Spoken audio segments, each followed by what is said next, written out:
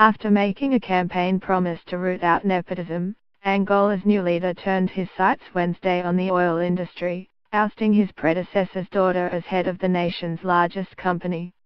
The move by President Lourenco shakes up the country's political calculus and its oil-based economy, which has been plagued by corruption.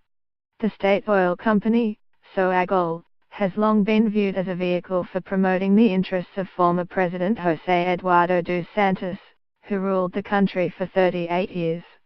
And the company's stewardship by his daughter Isabel was a daily reminder that he was still influential as head of the ruling party.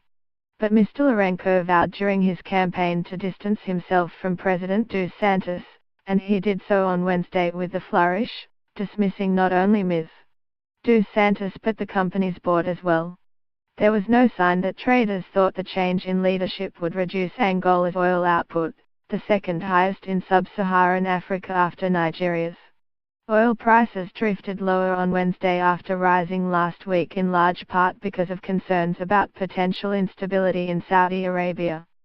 Ms. dos Santos was appointed as head of Angola last year even though she had no management experience in the oil industry. Known mockingly in Angola as the Princess, she is reputed to be the richest woman in Africa, worth $3.5 billion, according to Forbes.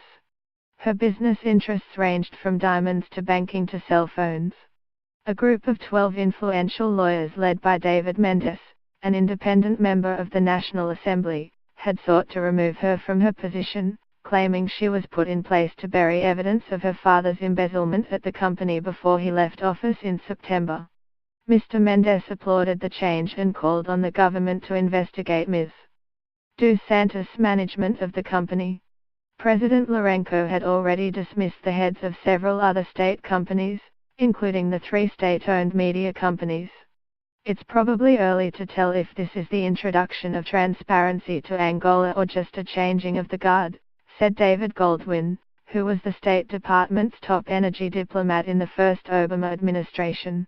We don't know if this is just dos Santos' cabal having had its share of the trough and now it's time for the new guard to have their turn.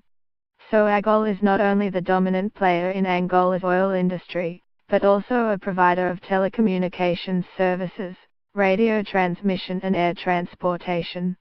It is also one of the most ambitious African oil companies, with ventures in Brazil, Cuba and Venezuela.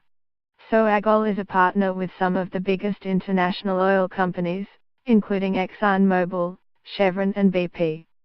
Angola, which is a member of the Organization of the Petroleum Exporting Countries, produces more than 1.5% of the global oil supply. The government put out a short statement about Ms. dos Santos' dismissal but gave no explanation. Ms. dos Santos gave no public statement, and neither did her father. Her younger brother, José Filomeno, continues to head the country's $5 billion sovereign wealth fund.